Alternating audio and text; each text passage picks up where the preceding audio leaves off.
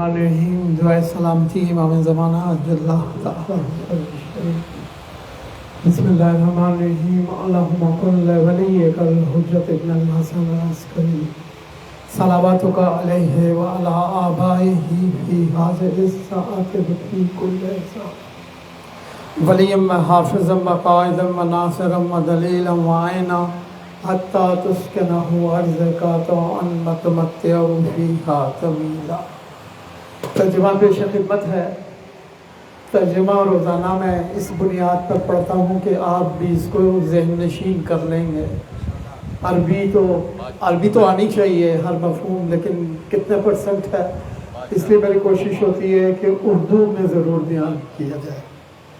معبود محافظ بن جا اپنے ولی حضرت حجت ابن الحسن العسکری کا، ان پر تیری رحمتوں کا نزول ہو، ان کے آبائے طاہرین پر اس لمحے اور ہر آنے والے لمحے میں بن جا ان کا محافظ، نگہبان، نگران، حامی، مددگار، پیشوا، یہاں تک کہ روح عرض پر انہیں حکومت ملے اور تا دیر عرصہ وہ اس پر قائم رہیں۔ خدایا محمد و آل محمد پر نزول رحمت فرما اور ظہور میں تعجیل فرما، پر محمد و آل محمد صلوات۔ بسم اللہ الرحمن الرحیم الحمدللہ رب العالمین والصلاة والسلام علی اشرف الانبیاء وسید المرسلین خاتم النبیین نبی حرمین امام قبلتین محبوب رب المغربین و رب المشرقین جد حسن والحسین ابو القاسم محمد صلوات وعلی لعنت الدائمۃ القوم الظالمین۔ عزیزان گرامی قدر، ہم سب شہدائے کربلا کا پرسہ آقا و مولا امام زمانہ اج اللہ تعالیٰ فجریف اور جملہ معصومین کی بارگاہ میں پیش کرنے کے لیے جمع ہوئے ہیں۔ پروردگار عالم سے ملتمس ہوں کہ ہم سب کا سلام اور پرسہ اس مقدس ترین بارگاہ معصومین میں پہنچا دے اور اس سلام اور پرسے سے ہم سب کے شرف میں اضافہ فرما دے۔ یہ چند روزہ گفتگو اور یہ اب اختتام پذیر ہے، 2-3 روز رہ گئے ہیں۔ پروردگار عالم یہ توفیق دے کہ آپ کی خدمت میں کچھ گزارشات کر سکوں۔ جو بہت بڑی ضرورت ہے، میں نے پہلے بھی ایک مجلس میں اشارہ کیا تھا کہ جو پنچن پاک علیہ السلام کے پہلے رکن ہیں حضرت محمد مصطفیٰ صلی اللہ علیہ وسلم، منبر نے ان کا حق ادا نہیں کیا۔ جس خضوع و خشوع کے ساتھ ہمیں ذکر معصومین کرنا چاہیے تھا، اور یہ افضل انبیاء، افضل خلائق، ان کا ذکر اس طرح سے نہیں ہو سکا کہ دلوں میں آپ کی محبت جاگزین ہو سکے، جبکہ ہمیں دیگر برادران جو ہیں وہ اس معاملے میں اگر آپ ریسرچ کریں، انالیسس کریں تو بہتر ہیں۔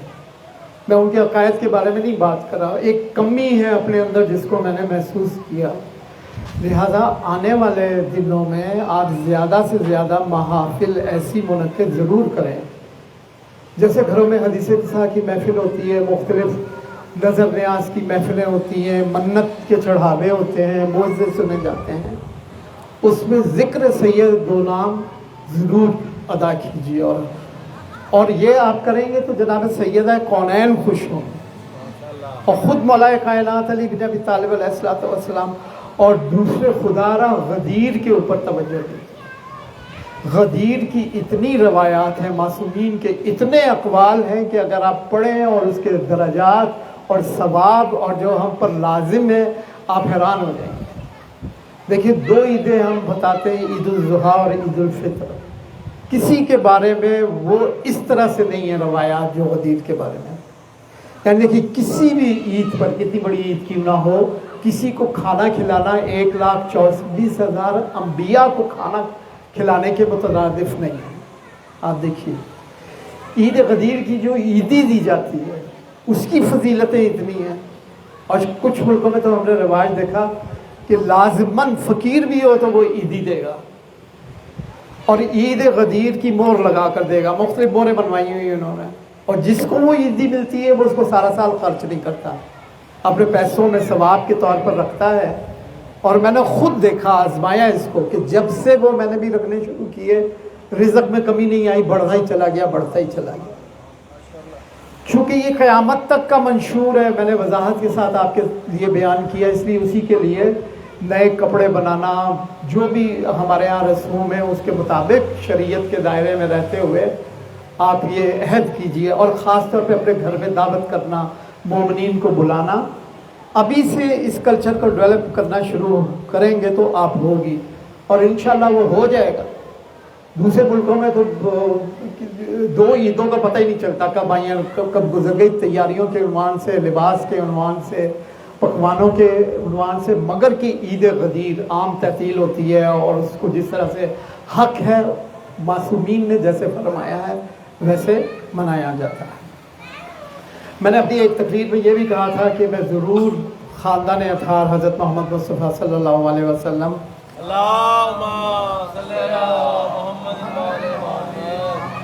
کہ آباء و اجداد کے بارے میں بھی میں کچھ نہ کچھ ذکر کروں گا, اور الحمدللہ کہ وہ آج موقع میسر آ گیا. ایک دفعہ صلوات پڑھیے گا.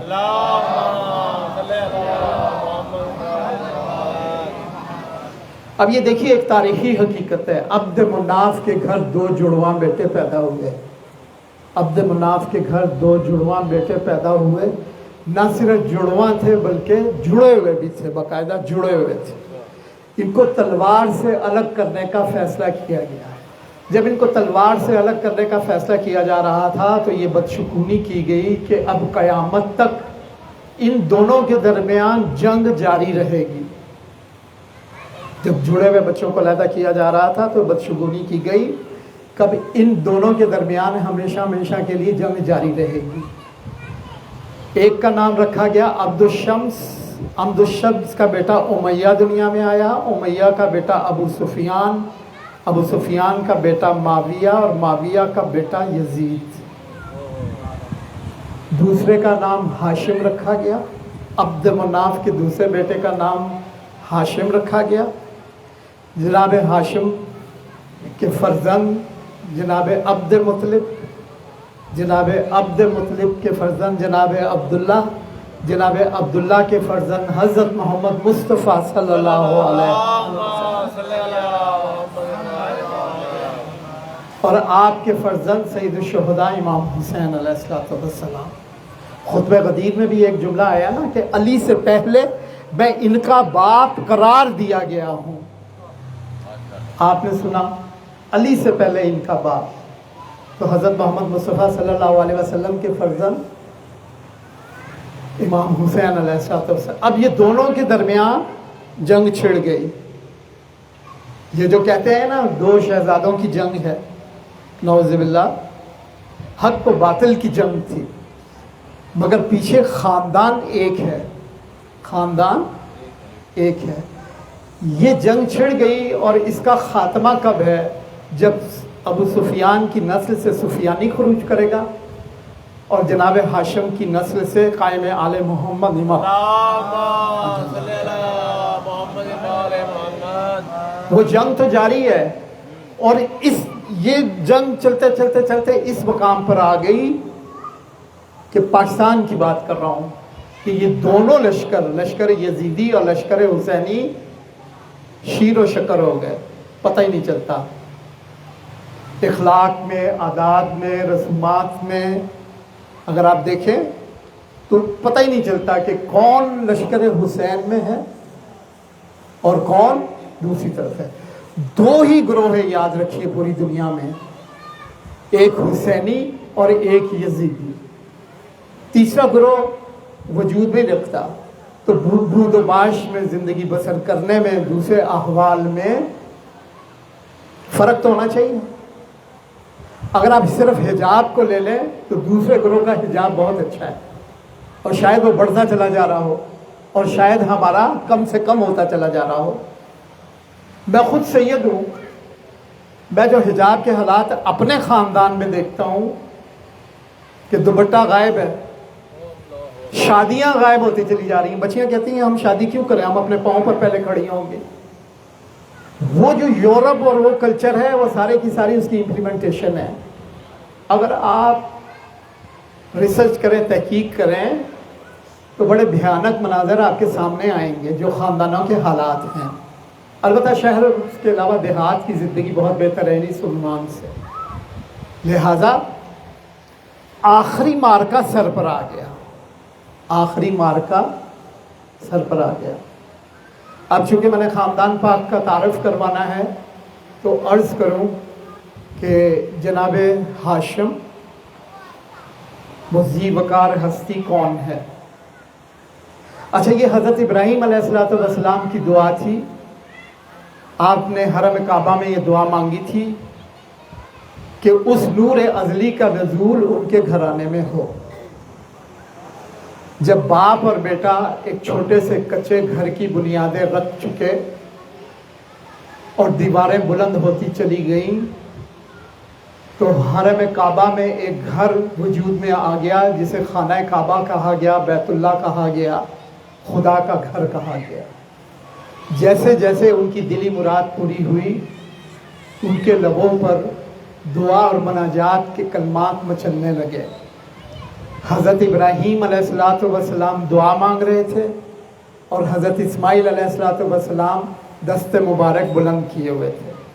حضرت ابراہیم علیہ السلام فرما رہے تھے, خدایا پروردگار, اے نور عظیم پروردگار, اے ذوالجلال والاکرام پروردگار, اے رحمان و رحیم پروردگار, اے سمیع و بصیر پروردگار, تیرے گھر کی تعمیر میں کی گئی زحمت کے عوض جو میرے ماتھے پر پسینہ بن کر چمک رہی ہے, میرے دل کو اس امر سے اطمینان دے دے کہ تیرے نور ازلی کا نزول میرے ہی گھرانے میں ہوگا.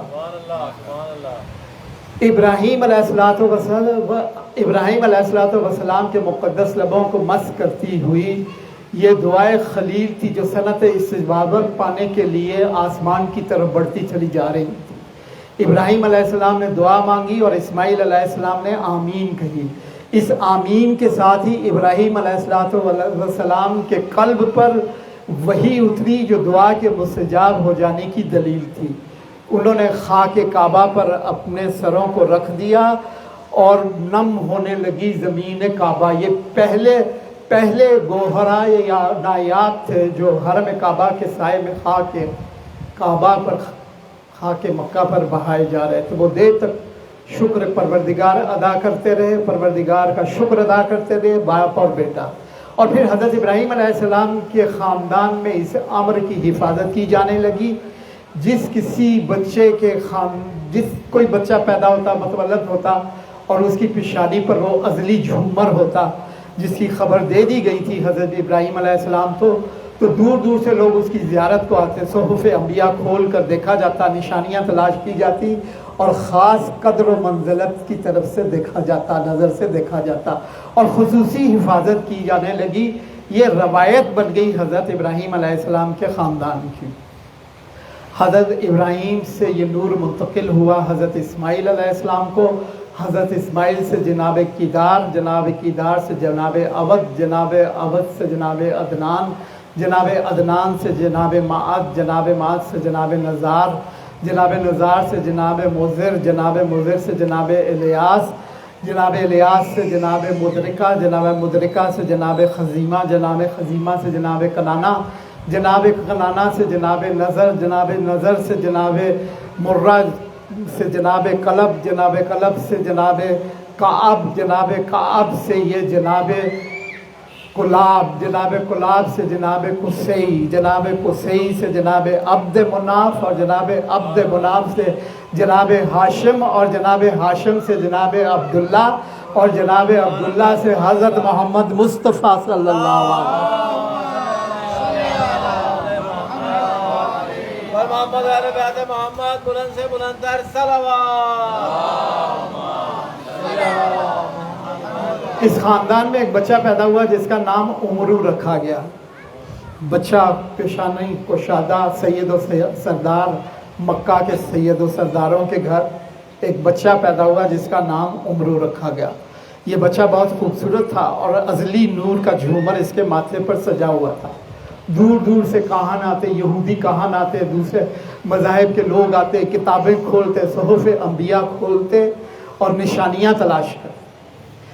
یہ بچہ جب جوان ہوا تو اتنا کریم اور فیاض تھا کہ اس کا لقب فیض پڑ گیا. فیض کے نام سے اسے پکارا جانے لگا. جب یہ جوان ہوا تو قحط پڑ گیا. قحط ایسا پڑا کہ ہر سبز چیز مکہ میں جل کر رہ گئی، ہر سبز چیز. اور جب کئی دنوں سے چولہے نہیں جلے تھے اور لوگ اپنی موت کا انتظار کرنے لگے تو حرم کعبہ سے ندا دینے والے نے ایک ندا دی کہ ایک خوشخبری ہے بہت بڑی اور سب حرم کعبہ میں جمع ہو جائیں. جوک در جوک ایک ہی راستہ جاتا تھا، سب راستے تبدیل ہو گئے تھے حرم کعبہ کی طرف جانے والے.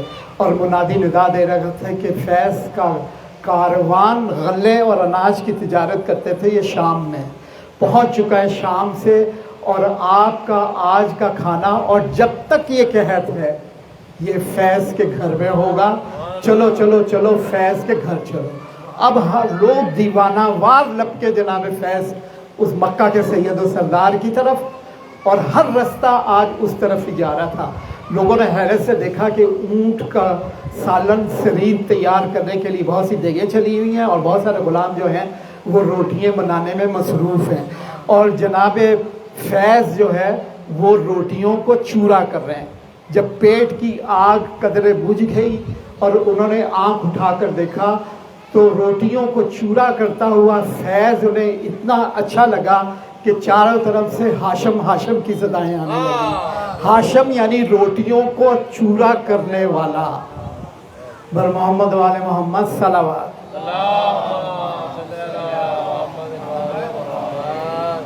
لوگوں کو کھانے میں سرشار دیکھ کر آپ نے شکر پروردگار ادا کیا اور اپنے خانہ اقدس کو چھوڑا اور حرم کعبہ کی راہ لی. غلاف کعبہ کو تھام پر آپ گویا ہوئے خدایا پروردگار، نور عظیم پروردگار، رحمان و رحیم پروردگار، اے خدائے ذوالجلال والاکرام، تو نے کرم کیا، تو نے کریمی کی اور ہمیں بھی کریم بنا دیا، تو نے فیاضی کی اور ہمیں بھی فیض بنا دیا. اور میں سجدہ شکر ادا کرتا ہوں. آپ نے سجدہ شکر ادا کیا اور دیر تک آپ مناجات کرتے رہے، اپنے رب کا شکریہ ادا کرتے اور پکارتے رہے اور دعا کرتے رہے. بارے لا پروردگار ابر باران کو برسا دے، پروردگار میری دعا کو مستجاب فرما دے. ابھی یہ دعا ختم نہ ہوئی تھی کہ بادل کے گرجنے کی آواز کان میں پڑی. آپ نے سجدے سے سر نہیں اٹھایا، ادھر بادل برس رہا تھا اور ادھر آپ کی آنکھیں بس رہی تھی کہ شکر پروردگار، تو نے اپنے عبد کی، تو نے اپنے بندے کی لاج رکھ لی، تو نے اپنے بندے کی لاج رکھ لی. جب سر اٹھایا تو حرم کعبہ کا صحن پانی سے بھر چکا تھا. واپس گھر لوگ اپنے اپنے گھروں میں پناہ لے چکے تھے اور مکے کی گلیوں میں چلتے ہوئے جو پانی کی شرابور کی آواز آ رہی تھی ان کا دل لہرک رہا تھا اور شکر پروردگار بھی ادا کر رہے تھے اور آنکھوں سے نم بھی جاری تھا. ایک خوشبو بن کر سارے عرب میں جناب ہاشم کے قصے اترے. شعراء نے ذی قدر شعراء نے شاعری کی اور جناب ہاشم کے بزرگوں نے کہا کہ کیا ہی بہتر ہے اب کسی ذی وقار شہزادی سے آپ کا ازدواج ہو جائے. تو جناب ہاشم نے کہا کہ میرے قدم کسی دوشیزہ کے گھر کی طرف اٹھتے ہی نہیں ہیں. میں اپنے پروردگار سے دعا مانگی کہ خدایا پروردگار مجھے اس دوشیزہ کی دہلیز تک پہنچا دینا جو نور ازلی کی حامل ہو، جو جد ابراہیم علیہ السلام کی دعا کا نتیجہ ہو. اور مجھے یقین کامل ہے کہ پروردگار عالم نے میری دعا قبول کر لی ہے اور جلد ہی اس دوشیزہ کی دہلیز تک ہم کو لے جائے گا. آج کا مدینہ کل کا یثرب. ابھی فجر طلوع نہیں ہوئی تھی کہ ایک درِ نایاب دوشیزہ جناب سلمہ نے ایک خواب دیکھا کہ حوروں کا جھرمٹ ہے. اس جھرمٹ میں پیشانی پر عظمتوں کا تاج رکھ دیا گیا ہے، وہ نرالا عظمتوں کا جھومر سجا دیا گیا ہے اور چاروں طرف سے صدائے مبارکباد و تحسین و آفرین آ رہی ہے. یہ دوشیزہ خواب سے بلند ہوئی تو صبح ہونے والی تھی. یہ پریشان تھی کہ خدایا یہ کیا عالم تھا، कौन सा जहान था, ये क्या खुशखबरी है, ये क्या नसीब है, क्या ये मेरे लिए है। वो अभी इन्हीं सोचों में गुम थी कि सूरज निकल आया और सूरज के साथ ही यसरब में हलचल मच गई कि मक्का के सैयद व सरदार आए हैं और यसरब के बाहर उन्होंने पड़ाव डाला है। और फिर पता चला, गाहे बगाहे पता चलता रहा कि अब मक्का के सैयद व सरदार यसरब के सरदारों के घर की तरफ उतरने वाले हैं। और फिर ये ख़बर आई कि उन्होंने अपने आने का मुद्दा भी बता दिया है और ये बता दिया है कि किसी दोशीज़ा की तरवीज के लिए वो आए हैं, उसके बाप का नाम और घर का पता भी बता दिया है। सलमा का बाप वहाँ मौजूद था। जैसे ही उसे ये खुशखबरी सुनी, उसे ये अपनी समातों पर यकीन ना आया और वो चीख पड़ा, मुझे मंजूर है, मुझे मंजूर है। जबकि मक्का के सैयद व सरदारों ने कहा नहीं, हमारा जवान अरब की रवायत के ख़िलाफ़ ये कहता है कि पहले दोशीज़ा से इजाज़त ले ली जाए। जैसे ही ये सुना और सरदार ने कहा जाओ जल्दी जाओ और अपनी दोशीज़ा से पूछ कर आओ, वो सर पर भागता गया और दूर से आवाज़ें दे रहा था, सलमा की माँ, सलमा की माँ, देखो नसीब हमारे जाग गए, परवरदिगार आलम ने कितना बड़ा लुत्फ़ करम किया और जाकर तुम पूछो। तो जैसे ही सलमा की माँ उसके कमरे में दाखिल हुई तो कहा कि मुझे ये खुशखबरी आज सुना दी गई थी। सर झुकाकर कहा कि हमें तो ये मालूम नहीं था कि इस ख्वाब की ताबीर इतनी जल्दी पूरी हो जाएगी। लिहाजा मक्का के सैयद सरदार शादी की पूरी तैयारियां लेकर आए थे। कई सुर्ख रंग के ऊँट थे और बहुत सा सामान बरी का था। और इस शादी की बहुत कम अरब में मिसालें मिलती। तारीख़ में इस शादी की सारी लिखी हुई है कि यसरब में कई दिन का जश्न मनाया गया और मक्का के सैयद व सरदारों ने दूल्हा को, जब दूल्हा जाने लगा तो कहा कि कुछ देर की मेहमान नवाजी हमें करने दीजिए। दूल्हा को ना जाने दिया, वो वहीं पे मुकीम हुआ और ये सैयद व सरदार वापस जो है मक्का चले गए। आपका तिजारती काफ़िला था जनाब हाशिम, शाम में एक बहुत बड़े ताजर थे आप, कि एक कुछ वक्त गुजरा था कि जनाब सलमा से कहा कि हम तैयारी करो, हमारे रख्त सफ़र की तैयारी करो, हम आज़म सफ़र हैं। आप बहुत खुश हो गई और कहा कि हम तो बहुत अरसे से ये बात आपके लबों से सुनना चाहते थे, हम अपने ससुराली रिश्तों से मिलने के बहुत मुतमन्नी हैं। अल्हम्दुलिल्लाह कि वो दिन आ गया। हम ख़ुद तो नहीं कह सकते थे कि आप हमें वहाँ ले जाएं और यहाँ से चले जाएं। आपका यहाँ रहना तो इस यसरब के लिए बहुत ही बाइस बरकत है। जब आपने ये कहा तो कहा कि सलमा कल किसने देखा है, हम तो अपने तिजारती काफ़िले की खबरगिरी के लिए शाम जा रहे हैं और अपने ससुराली रिश्तेदारों का जो तुमने ज़िक्र किया है वो इससे बढ़कर हैं, तुम्हारी गुमान और सोच से बढ़कर हैं, मगर शायद उनसे मिलना तुम्हारे नसीब में ना हो। जनाब सलमान लरस कर रह गई और कहा कि ये आप क्या कह रहे हैं। कहा कल किसको पता है, और देखो तुम्हारी आगोश में जो फूल खिलने वाला है, कल जब वो दुनिया में आ जाए तो वो तुम्हारी तन्हाइयों को दूर करेगा। उसके माथे पर अज़ली नूर का झूमर लहरा रहा होगा। अपनी जान से बढ़कर उसकी हिफाजत करना, उसका ख्याल करना, मेरी तरफ से उसके हाथों को चूम लेना, माथे बोसा देना और उसकी हिफाजत करना। और जब उसके चचा लेने आए तो मेरी अमानत को उसके सुपुर्द कर देना। रोती हुई सलमा को छोड़कर जनाब हाशिम आज़म हुए कि फ़लस्तीन का शहर जो ग़ज़ा-ए हाशिम कहलाता था, वहाँ पे आपका पड़ाव था कि एक दिन अजीब मंज़र देखा है अहले यसरब ने। नाका सवार काला आलम उठाए हुए तेज़ी से नाके को बढ़ाता हुआ आ रहा था। सरदार के घर उतरा और उसने ये ख़बर दी कि ग़ज़ा-ए हाशिम, इसका नाम बाद में ग़ज़ा-ए हाशिम पड़ा, अब फिर ग़ज़ा-ए हाशिम में जनाब हाशिम का वसाल हो गया। दरो दीवार यसरब के रोने लगे। जनाब सलमा की तन्हाइयों में वो कानों में आवाज़ गूंजती कि वो आने वाला आएगा जो अज़ली नूर का हामिल होगा। मेरी तरफ़ से उसको सलाम करना, मेरी तरफ़ से उसके हाथों का बोसा लेना। और एक सुबह को अभी सूरज तुलू नहीं हुआ था, फजर तुलू नहीं हुई थी, एक बाबरकत अज़मतों वाला बच्चा आपकी आगोश में था और बर्फ़ की तरह सफ़ेद बाल, बर्फ़ की तरह सफ़ेद बाल थे।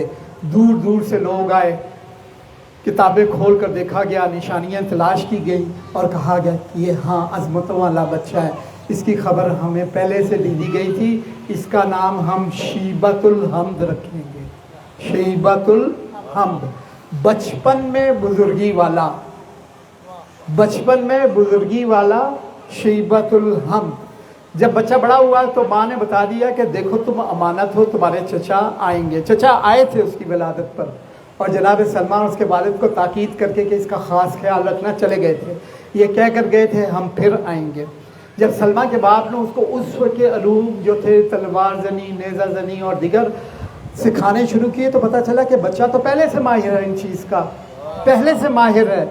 और वो बच्चा रास्ते में खड़ा हो जाता, और जब कोई इसे पता चलता कि मुसाफिर मक्का जा रहा है तो उसको रोकता और कहता कि मक्का जाने वाले मुसाफिर, मक्का के सैयद और सरदारों को मेरा सलाम कहना, और कहना अपने भतीजे शीबतुल हमद को भूल गए हो, वो कब से रास्तों पर खड़ा तुम्हारा इंतज़ार कर रहा है। एक दिन अपने हमजोलियों से खेलने की बजाय उस रास्ते पर खड़ा था कि देखा कि एक घोड़सवार तेज़ी से घोड़ा दौड़ाते हुए आ रहा है। तूल कामत था वो जवान, और इसने देखा शीबतुल हमद ने, और ये भाग कहा कि ज़रूर ये मेरे चचा हैं।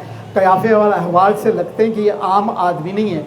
उधर उस जवान ने जब देखा कि एक बच्चा भागता हुआ आ रहा है, 8 साल की उम्र अजीज़ थी, नाके को रोका, और ये भी तेज़ी से बढ़े, और उधर दोनों बगलगीर हुए कि उन्होंने माथा छूम कर कहा कि मैं मुतलिब हूँ तुम्हारा चचा, मैं मुतलिब हूँ तुम्हारा चचा, और यकीनन तुम ही मेरे भतीजे हो। तो उसने कहा कि चचा इतनी देर लगा दी, मैं तो रोज़ रास्तों पे खड़े होकर आपका इंतज़ार करता था। तो आपने कहा अल्हम्दुलिल्लाह वो वक्त आ गया, हर चीज़ का एक वक्त मुकर्रर होता है, चलो तुम्हारी वालदा और अहले कबीला से इजाज़त ले लें।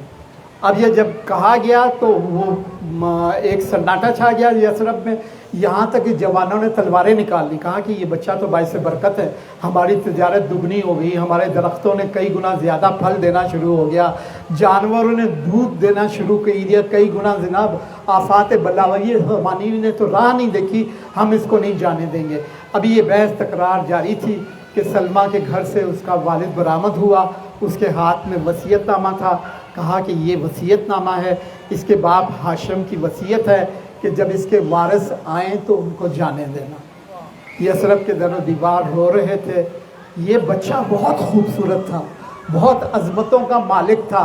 मुतलिब ने मक्का के बाहर कहा कि खुदा ना खास्ता इस बच्चे को नज़र ना लग जाए, ग़ुलामों का रूप दे दिया, ग़ुलामों का रूप दे दिया। जैसे ही मक्का में वारिद हुए, जिस शख्स की निगाह पड़ी उसने कहा अब्दे मुतलिब, मुतलिब का ग़ुलाम। आपने कहा अब्दे मुतलिब। उस दिन से नाम पड़ गया हजूर के दादा पाक। शायद आप ये पहली दफ़ा सुन रहे, ये क्या नाम हुआ अब्दे मुतलिब, मुतलिब का ग़ुलाम? ये तो कोई नाम नहीं है। शीबतुल हम सरकार के जद्द आला का इसमें गिरामी है शीबतुल हम वर मोहम्मद वाले मोहम्मद सल्लल्लाहु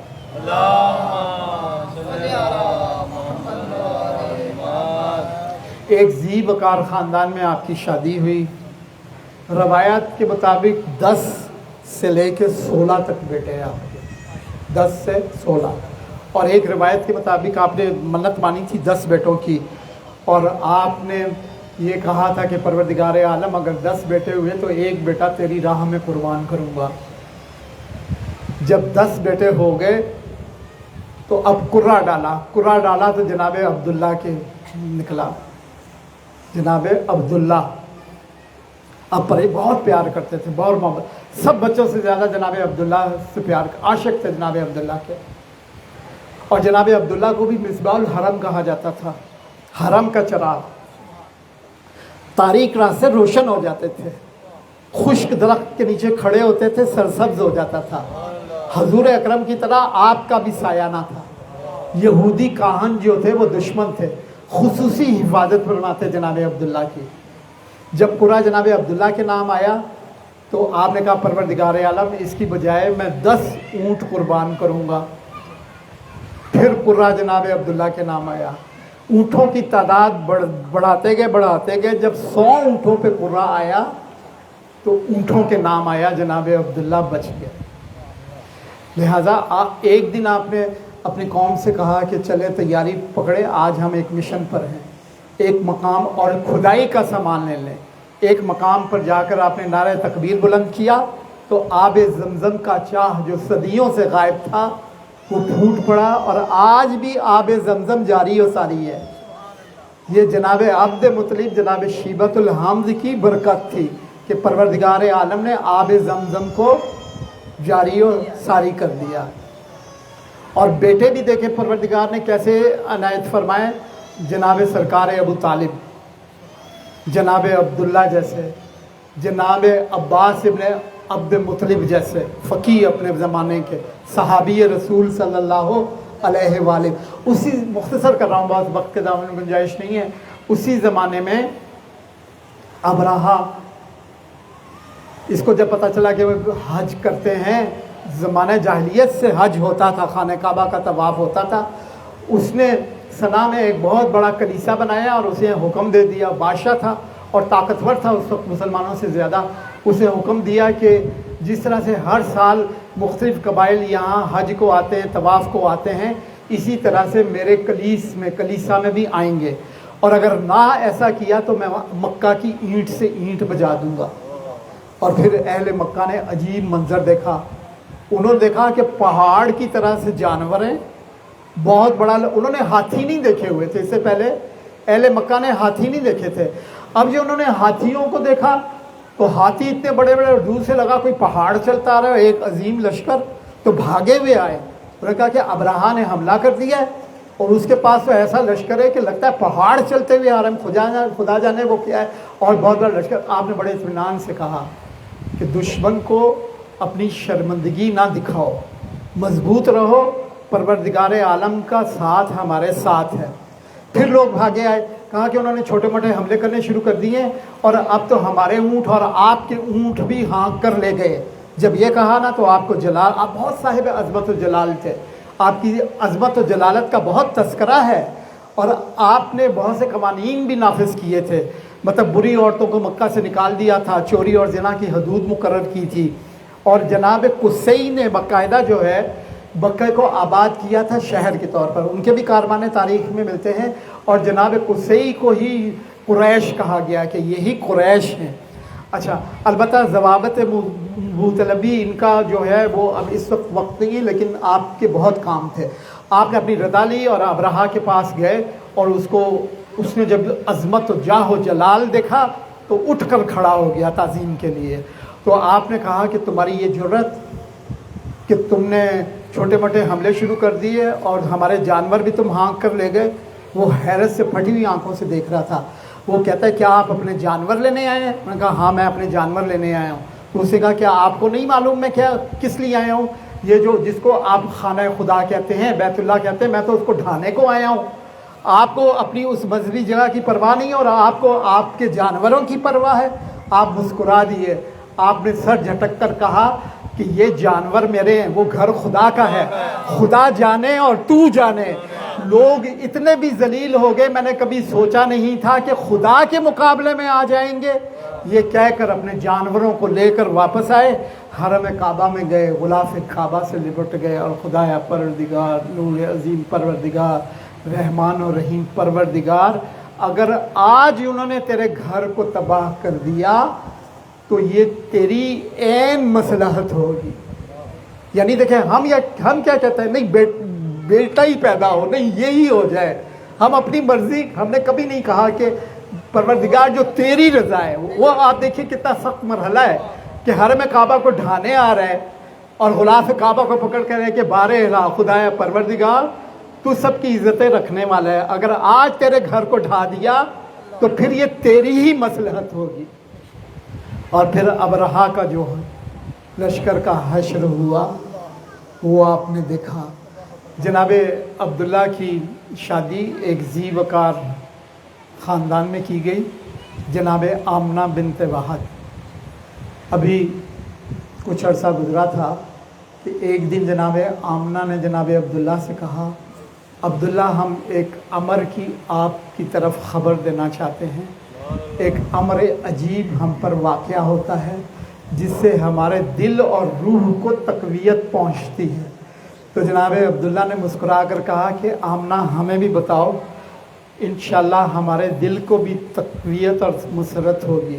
تو جناب آمنہ نے کہا عبداللہ جب ہم تنہائی میں بیٹھتے ہیں تو کوئی ہمارے کان میں سرگوشی کرتا ہے آمنہ مبارک ہو، आमना तुम रहमत लिल आलमीन की माँ बनने वाली हो।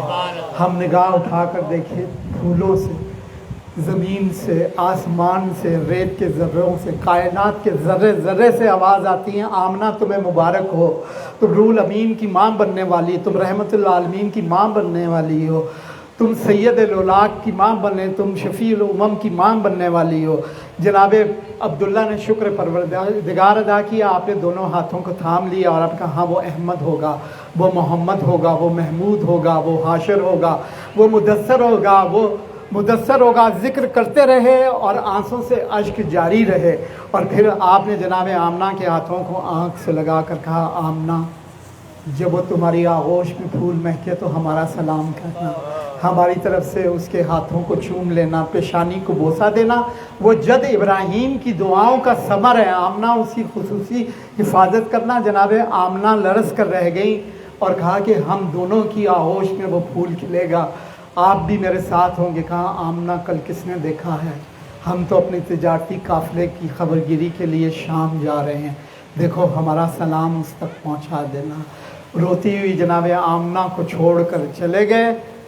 और फिर एक ख़बर आई कि असना राह जनाब अब्दुल्ला विसाल कर गए।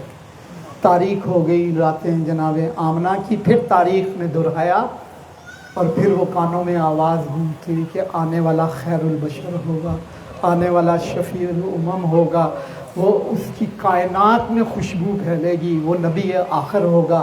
तक़वियत मिलती।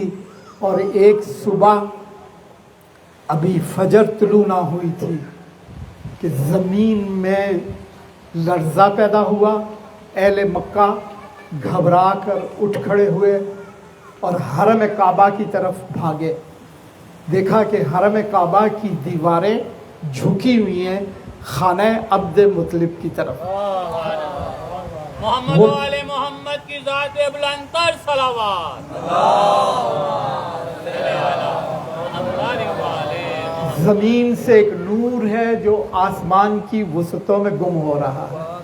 उसी वक्त फ़ारस का 1000 साला आतिश कदा खामोश हो गया। कसरो कैसर के 12 बुर्ज गिर पड़े और दुनिया में एक इनकलाब बपा हो गया और आवाज़ गूंची ज़ाउल हक़ व हक़ कल बातल। हक़ आ गया और बातल चला गया और बातल को तो मिटना ही है। ये आवाज़ 2 ही दफ़ा कायनात में गूंजनी है, दूसरी दफ़ा अब गूंजने वाली है, उसकी तैयारी रखी है। अब जो लोग भागे भागे गए, देखा कि हरम काबा की दीवारें भी झुकी हुई हैं। उस हरम अक़दस की तरफ जब सैन अक़दस में देखे गए, तशरीफ़ लेके गए तो देखा जनाब अब्द मुतलिब की आगोश में एक नौनहाल है, अतलस दीबा का सब्ज़ रंग का लिबास पहने हुए।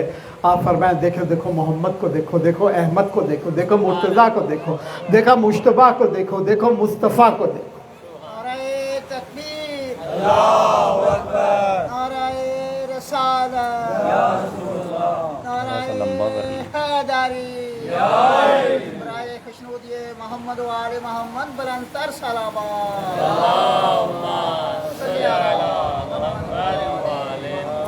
आपकी उम्र अजीज़ 5-6 बरस थी। अच्छा, दूर दूर से बहुत तफसीलात हैं इसमें, कौन कौन लोग आपकी ज़ियारत को आए, क्या क्या ऐलानात किए गए, जनाब अब्द मुतलिब ने क्या कितने दिन की दावत की, क्या किया, वो सब चीज़ें बयान नहीं हो सकती क्योंकि वो बहुत ज़िक्र तवील हो जाएगा। मुझे सिर्फ इशारे करके चलना है।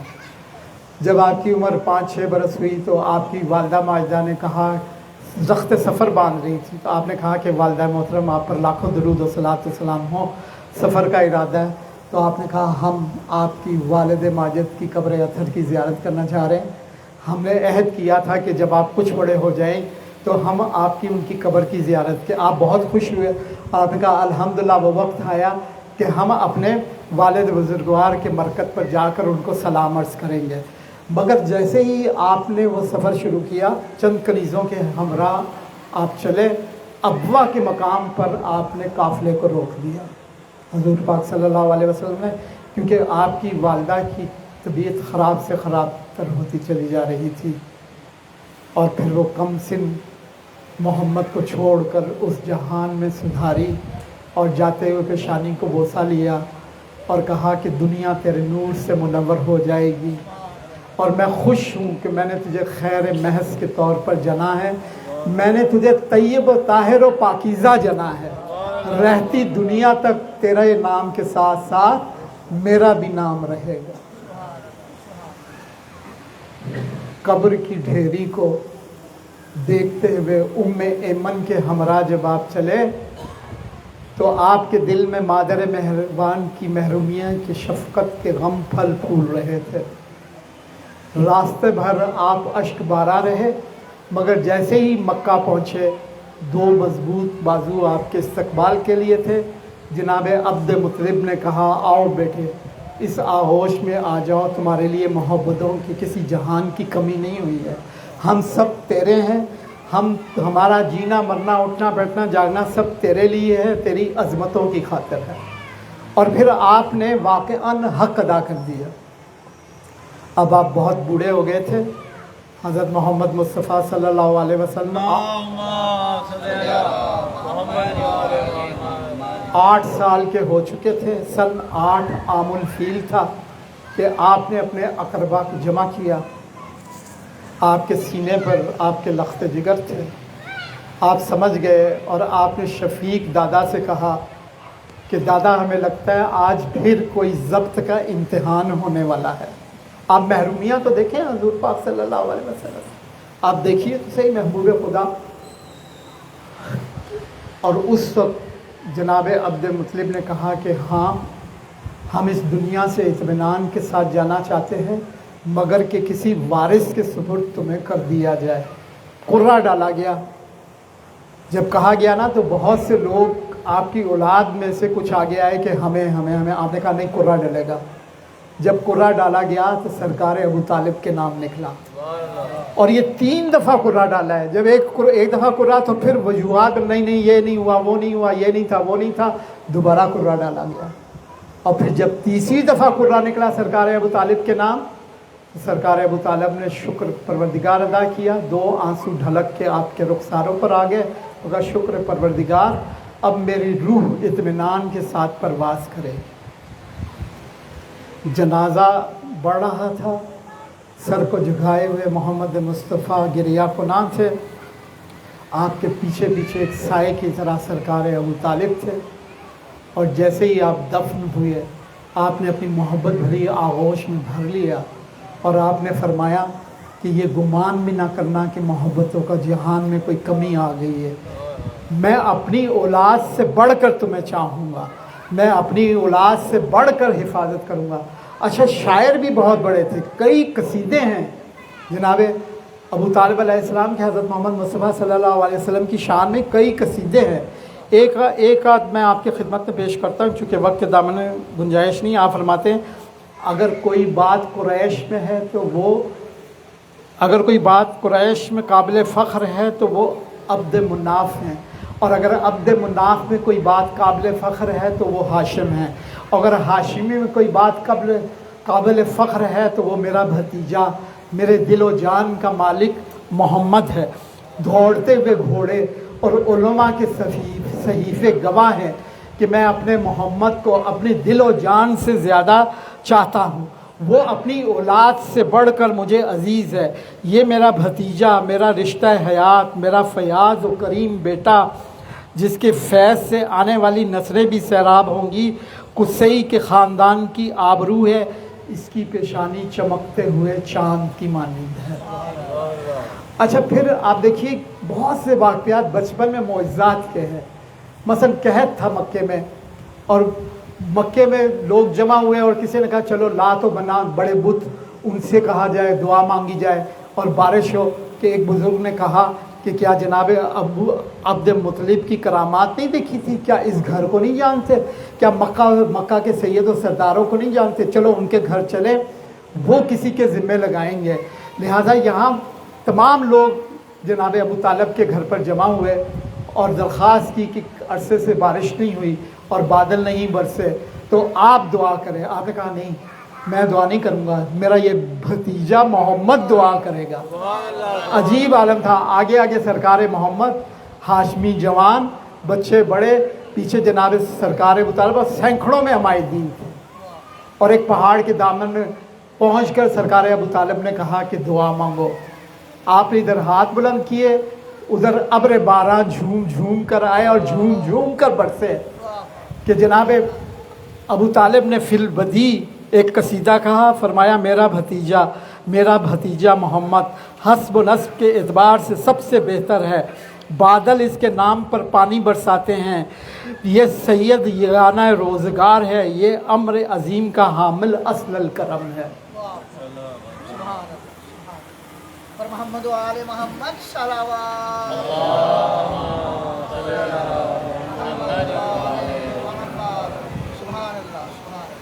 अज़ीज़ान गिरामी कद्र, वो 17 रबीउल अव्वल थी और आज फिर चश्मे कायनात ने एक अजीब मंजर देखा। आज 11 शबान 42 हिजरी थी। मदीने का शहर था, बनी हाशिम की 40 घरों पे मुश्तमिल हवेली थी। आज फिर एक मौलूद की आमद हुई थी जो बेपाया मुसरत व इंसबात व ईद व जश्न का समा था। इंसान तो इंसान, हैवान भी खुश थे।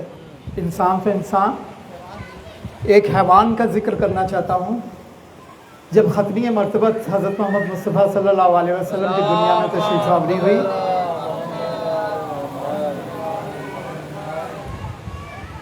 उस वक्त यमन में सैफ बिन जी युज़ान की हुकूमत थी। सैफ बिन जी युज़ान की हुकूमत थी, बादशाह वक्त था। जब आपकी दुनिया में तशरीफ़ आवरी हुई तो उस वक्त उसकी हुकूमत जा चुकी थी। उसे भी पता चला कि कोई नबी बरहक मुतवल्लिद हुआ है। निशानियों से सारी दुनिया को पता चल गया था। जब कैसो किसरा का आतिशदा खामोश हुआ, जब 12 बुर्ज गिर गए और बहुत सी चीज़ें थी, उसको भी पता चल गया। उसने एक मन्नत मानी, उससे मन्नत मानी। उसका कबीला जो था आला नस्ल के अरब घोड़ों के परवरिश करने में माहिर था और उनके शजरा भी रखता था। लिहाजा उसने ये मन्नत मानी कि अगर उसकी हुकूमत उसको वापस मिल जाए तो वो इमाम हुसैन अलैहिस्सलाम की खिदमत में, वो सरवर दो जहां सल्लल्लाहु अलैहि वसल्लम की खिदमत में, आपकी पैदाइश पर उसने मन्नत मानी थी एक घोड़ा जो है वो नज़र करेगा, घोड़े का बच्चा। अच्छा, उसकी हुकूमत कायम हो जाती है। जब 5-6 बरस के हज़रत मोहम्मद मुस्तफ़ा सल्लल्लाहु अलैहि वसल्लम होते हैं तो सरकार अबू तालिब यमन जाते हैं और उसके महल को शरफ बख्शते हैं। जब आने लगते हैं तो वो कहता है कि हमने एक मन्नत मानी थी, हमें आसार से मालूम हो गया था कोई नबी बरहक महबूस हुआ है, तो हमने कहा था अगर हमें हमारी हुकूमत मिल गई तो हम एक घोड़ी जो आला तरीन नस्ल की है, उसका शजरा भी मौजूद है, उसका बच्चा उस महबूब खुदा की नज़र करेंगे। तो आप हमसे ये लेते जाइए। आप उस बच्चे, घोड़े के बच्चे को लेकर आए और अकाल नाम था, अकाल नाम था उस घोड़े का। अच्छा, जब सरवर दो जहां इस दुनिया से गए तो 3 दिन तक उसने खाना पीना बंद कर दिया। खाना पीना और गिरिया करता था, शब रोज़ का गिरिया था, अपना सर सुमा में और गिरिया करता था। एक दिन सैयद शोहदा उसके पास आए और उसे कहा, देख अकाल, तू ये रोना बंद कर दे, हम तुझसे वादा करते हैं कि कुछ अरसे के बाद हम तेरी मुलाकात एक ऐसी हस्ती से कराएंगे जो हू बहू हम शक्ल पैगंबर होगा, जो खुल्क में, सीरत में, सूरत में, सर से पाँव तक 100% मुशाहबे होगा। और यकीन कर अकाल, जब तू करीब आएगा तो जो खुशबू तुझे रसूल अकरम सल्लल्लाहु अलैहि वसल्लम से आती थी वही खुशबू इस हमारे शहजादे से आएगी। अकाल ने खाना पीना शुरू कर दिया मगर बहुत उदास रहा। और अब आप देखिए अजीब मंजर है, उधर दस्ताए मुबारक पर जनाब अली अकबर आए और उससे ही पहले अकाल ने कभी टापे मारता है, कभी खुशी की आवाज़ निकालता है, अजीब अजीब खुशी के आलम में गोया वो प्रवास कर रहा है। इधर जैसे ही अफसैन अक़दस में हुजरे से बाहर लेकर आए हैं जनाब अली अकबर तो चारों तरफ से बनी हाशिम आए اور سب سے پہلے آنے والی ہستی آپ کی ہمشیرہ تھی. آغوش میں لیا اور کہا بھائی یہ تو مجھے دے دو، میں اس کی پرورش کروں گی، ماں سے بڑھ کر پرورش کروں گی. آپ نے سینے سے لگایا، کہا تو یہ تو میرا بیٹا ہے، یہ تو میرا لخت جگر ہے، یہ میں آپ کو نہیں لوں گی. ادھر اقال بے چین ہو رہا تھا، ادھر سید الشہداء کا اچھا ابھی تھوڑی دیر کے لیے تو ہمیں دے دو، ہم اس حیوان کا دل بھی خوش کر دیں. آپ اقال کے پاس لے گئے، پہلے آپ نے بوسے لیے امام حسین علیہ السلام کے، پھر وہ چکر کاٹنے لگا، پھر وہ سونے لگا، پھر اس کی چہرہ بلند تھا اور آنکھوں سے اشک جاری تھے، گویا کہ شکر پروردگار ادا کرتا تھا کہ پھر سے وہ خوشبو نبوت اس کے مسام میں آ رہی تھی.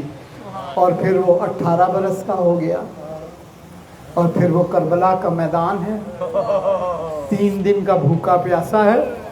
اور بہت سی روایات ہے، مثلا ایک روایت یہ ہے کہ سید الشہداء آپ کو اجازت نہیں دے رہے تھے. علامہ عقیل غروی کہتے ہیں کہ یہ آپ کے منصب کے خلاف تھا کہ آپ اپنے بھائیوں بھتیجوں کو جانے دیتے اور اپنے لخت جگر کو بٹھا کے رکھتے اپنے پاس. یہ ممکن نہیں تھا.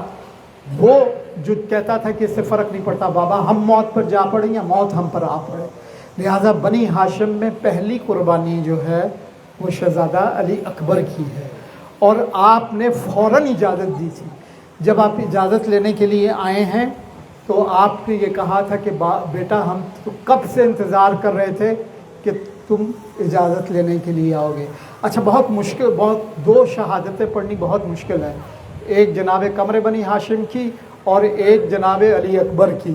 اور جناب علی اکبر کی شہادت کے بارے میں تو یہاں تک ملتا ہے کہ حرم کربلا میں سید الشہداء کے روضے پر آپ کی مجلس پڑھنا منع ہے، پابندی ہے. ایک واقعہ ہمیں ملتا ہے کہ ایک ذاکر نے مجلس پڑھی اور بہت گریا ہوا، اور رات کو خواب میں جناب سیدہ کونین آ گئیں اور انہوں نے کہا اے ذاکر تو نے حق سے فیصلہ نہیں کیا، انصاف نہیں کیا.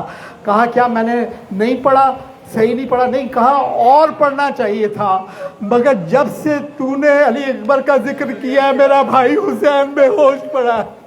اور اسی طرح سے ایک دفعہ ایک عالم دین پڑھ رہا تھا کہ کوہرام بپا ہو گیا، کہا کہ خون جاری ہو گیا ہے ذری اقدس سے، بس کرو بس کرو. اس کے بعد کہتے ہیں کہ یہ پابندی ہے. اچھا اب پھر میں نے مقتل کی کتابوں میں بہت تلاش کیا کہ حمید ابن مسلم جو ہے وہ اپنا راوی نہیں تھا. کوئی ایسا خاندان پاک کا کوئی فرد، کوئی چشم دید گواہ ہو جس نے یہ شہادتوں کا منظر، خاص طور پر شہادت جناب علی اکبر کا منظر دیکھا ہو. آج ہی میں نے پڑھا اور ایک واقعہ مل گیا. دیکھیے جو قافلہ لٹا پٹا قافلہ شام گیا ہے، اس میں مردوں کی تعداد کم سے کم 6 لکھی گئی ہے اور زیادہ سے زیادہ 18، 6، 10، 12، 18. اچھا نام نہیں دیے گئے. نام میں سے 6 نام دیے گئے ہیں، جن میں سے ایک جناب حسن مثنیٰ ہیں. جناب حسن مثنیٰ کے بارے میں یقین کامل اور روایات ہیں کہ وہ پہلے ہی میدان کربلا سے وہ بے ہوش ہوئے تھے اور نسل امام حسن چلنی تھی، لہٰذا وہ کوفے نہیں گئے، اور ان کا ایک والدہ ماجدہ کی طرف سے رشتہ دار جو تھا اس نے پناہ لے لی تھی اس کے لیے. اور ایک عمرو بن حسین کا نام آتا ہے، اس کے بارے میں تاریخ نے کہا، باقی تو نام ہی نہیں. عمرو بن حسین کے بارے میں کہا کہ اس نام کا کوئی فرزند امام حسین علیہ السلام کا نہیں تھا. ایک اور شہید کا نام آتا ہے، اس وقت میرے ذہن میں نام نہیں ہے، کہ وہ قیدیوں میں شامل تھا. زیارت ناہیہ میں امام زمانہ اس کی شہداء کربلا میں سے قرار دیتے ہیں اور اس پر سلام بھیجا ہے، لہذا یہ بھی نہیں. اب 3 باقی بچ جاتے ہیں. ان 3 میں کون ہے؟ جناب سید الساجدین، جناب امام محمد باقر علیہ السلام اور جناب صدیف شہید. یہ جناب صدیف شہید کون ہے؟ میں آپ کو عرض کرتا ہوں. شام کا دربار ہے، یزید ابھی آیا نہیں ہے، ایک حبشی جوان ہے، ایک خوبرو حبشی جوان، عجیب حالت ہے، اسے رسیوں سے جکڑا ہوا ہے، نابینا ہے، رخسار پھٹے ہوئے ہیں، خون جاری ہے، ہونٹ پھٹے ہوئے ہیں، اور ایک فوجی کی नेज़े की अनी गर्दन में चुभी हुई है।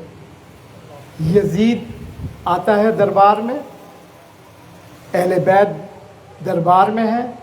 एक दफ़ा उस जवान पर निगाह पड़ती है। यजीद कहता है कि ये जवान कौन है? ये हबशी ग़ुलाम महसूस होता है, लगता है कि ग़ुलाम है, और ये तो नाबीना भी है, ये नाबीना भी है, और इसके गाल क्यों फटे हुए हैं और इनसे खून क्यों जारी है? और मैंने तो कहा था कि सबकी रस्सियाँ खोल दो, तो इसकी रस्सियाँ क्यों नहीं खोली हैं? तो उस वक्त जवाब दिया कि ये जनाब अली अकबर का ग़ुलाम सदीफ़ है, और इसलिए इसको रस्सियों से जकड़ा हुआ है कि जैसे ही हम इसके हाथ खोलते हैं ये मुंह का इतना शदीद मातम करता है कि लोग बर्दाश्त नहीं कर पाते, और खून तो अब भी इसके रुखसारों से जारी है। और उससे कहा अच्छा नो के नेज़ा पे गर्दन क्यों है? कहा कि जैसे ही इस नो के नेज़ा को हटाते हैं ये एक बैन करता है, वाए अली अकबरा। वो इस शिद्दत से करता है कि हम उस आवाज़ को अहले दरबार बर्दाश्त नहीं कर पाते, और तेरे दरबारी भी रोने लगते हैं। एक दफ़ा उसने कहा कि इसको मेरे पास लेकर आओ। नाम पूछा, उसने कहा मेरा नाम सदीफ़ है। कहा क्या तुम शहज़ादा अली अकबर के ग़ुलाम थे? कहा कि हाँ मैं ग़ुलाम ख़ास था। तो यजीद कहता है क्या तुझे मालूम है कि वो शहज़ादा मेरी फूफीज़ाद बहन का बेटा था? हमने उसकी बहुत तारीफ़ें सुनी है, सुना है कि वो हम शक्ल पैगम्बर था। मुझे उसके हुस्न के बारे में बताओ। मैंने सुना है कि हू बहू वो सरवर दो जहाँ के मुशाबे था।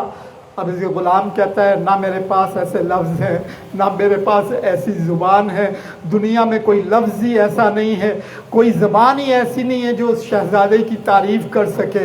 हाँ इतना मैं कहता हूँ कि हज़ारों यूसुफ उसी नालैन को हर वक्त चूमने के लिए तैयार रहते थे। उसकी घुंघरारी जुल्फ़ों के पेच में हज़ार हज़ार कुरान जलवा अफरोज़ थे। वो ऐसा ज़ीरू था और ज़ेर लब उसकी ऐसी मुस्कुराहट थी कि जब अहले बैत को कोई परेशानी होती उसके चेहरे का तवाफ़ करते, बड़ी से बड़ी मुश्किल भी होती तो वो हल हो जाती। लोग टिकटिकी बांध कर उसको देखा करते थे, बाज़ारों में कई घंटे उसका इंतज़ार किया करते थे। तो कहा कि अच्छा मुझे बताओ कि मैदान जंग में क्या वाक़यात पेश आए, क्या हुआ? कहा कि जब वो इजाज़त लेने के लिए आए और मेरे मौला हुसैन ने इजाज़त दी और वो जाने के लिए तैयार हुए तो अजीब आलम था। रुखसत के लिए जब खैमे मगाह में गए, याद रखिएगा दो रुखसतें बहुत सख्त हैं, एक जनाब अली अकबर की, एक मौला हुसैन की। हमीद इब्न मुस्लिम ने भी कहा कि 7 दफ़ा खैमे का पर्दा उठा गिरा, 7 दफ़ा उठा गिरा। और ख़ुद बीवियों का आलम यह था कि कोहराम बता था और मातम कर रही थी, और ये वाहिद शहीद था कि सैयद शुहदा इमाम हुसैन अलैहिस्सलाम ने ऊंची आवाज़ में रोना शुरू किया, चेहरे का रंग जर्द हो गया। बीबी पाक जनाब ज़ैनब सलामुल्लाह अलैहा तेज़ी से आई, चेहरे अक़दस से देखा और कहा भाई आपने तो हमें संभालना है, आप समझ रही थी शायद रूह परवाज़ न कर जाए, आपने हौसला दिया, सहारा देकर आपने बाहर भेजा, खेमे से बाहर रुखसत हुए। सदीफ़ कहता है मैंने अपने आप को गिरा दिया मौला के कदमों में और कहा कि मौला आपसे पहले मुझे इजाज़त दीजिए। कहा कि नहीं सदीफ़ ये हमारा हक है, हम अपने बाप की नालैन पर, बाप की नालैन पर कुर्बान होना चाहते हैं। तुम उस ऊंचे टीले पर खड़े हो जाओ, तुम्हें वहाँ से आने की इजाज़त नहीं है, और हमारी जंग देखो। ये कहकर घोड़े को एड़ लगाई, कुश्तों के पुश्ते लग गए, इधर दाएं का लश्कर बाएं भागा, बाएं का दाएं भागा, और देर तक आप जंग करते रहे। आप ज़ख्मी भी हो गए, फिर आप वापस पलटे और वो अंगूठी का वाक़या के मुंह में दिया जब प्यास का इजहार किया। और जब आप चले गए दोबारा तो देखा शायद कोई पीछे ना आ रहा हो, पीछे देखा तो बूढ़ा बाप कोहनियों के बल चलता आ रहा है और कह रहे अकबर काश तेरा भी कोई जवान अकबर जैसा होता।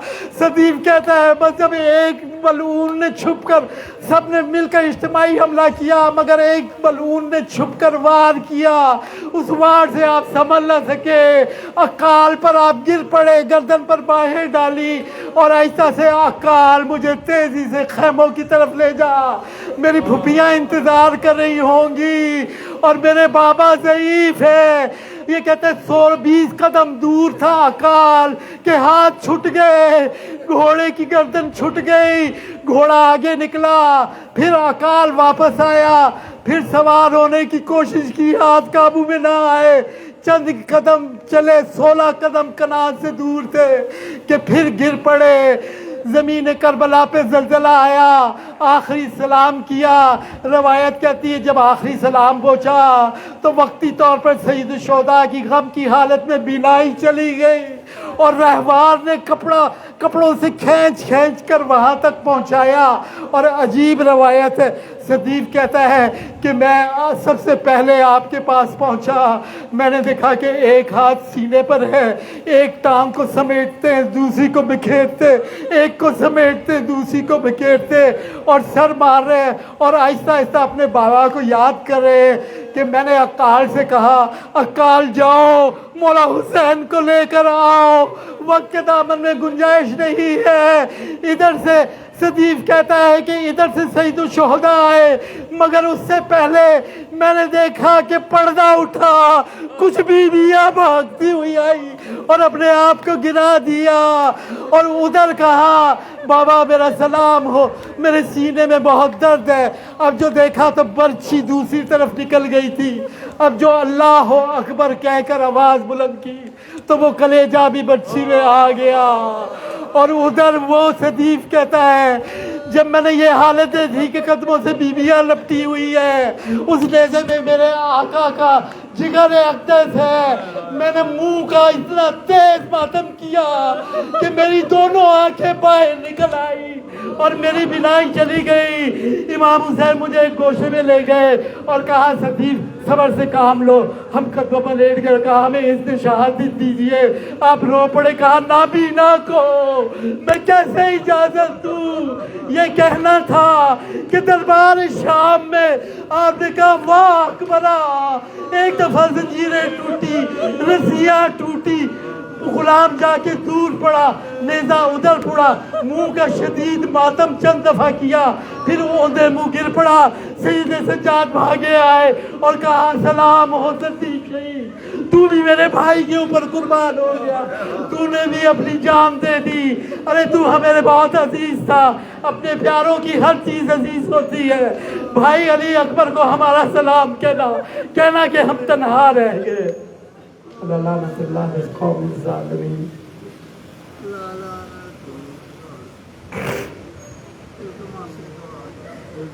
خدایا پروردگار، نور عظیم پروردگار، کرسی بلند پروردگار، جوش کھانے والے دریا پروردگار، ٹھنڈے سائے و گرم ہوا کی پروردگار، ہم تو سے سوال کرتے ہیں توریت و انجیل و زبور کے واسطے، قرآن کریم کے واسطے سے، تجھ سے سوال کرتے ہیں تیرے وجہ منیر کے واسطے سے، ملک قدیم کے واسطے سے، تیرے اس اسم کے واسطے سے جس سے اولین و آخرین اصلاح پاتے ہیں، تیرے اس اسم کے واسطے سے جس سے تمام زمینیں اور آسمان روشن ہیں، تیرے اس اسم کے واسطے سے جس سے تمام زمینیں اور آسمان روشن ہیں، زندہ ہے پائندہ، ہر زندہ سے کب زندہ ہے، ہر زندہ کے بعد زندہ ہے، وہ زندہ ہے حقیقی جس کے علاوہ کوئی معبود نہیں۔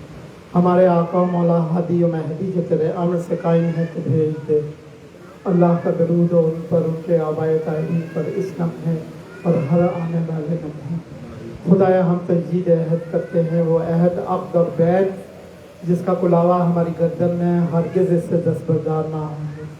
خدایا دکھا دے وہ جیون چہرہ، خدایا ان کے ظہور میں تعجیل فرما دے، ان کی آمد کو آسان فرما دے، خدایا ان کے واسطے اپنے شہروں کو آباد فرما دے، خدایا ان کے واسطے مردوں کو زندہ فرما دے، یہ تیرا قول ہے، تیرا قول حق ہے۔ خدایا پروردگار اس عبادت کو منظور و مقبول فرما دے۔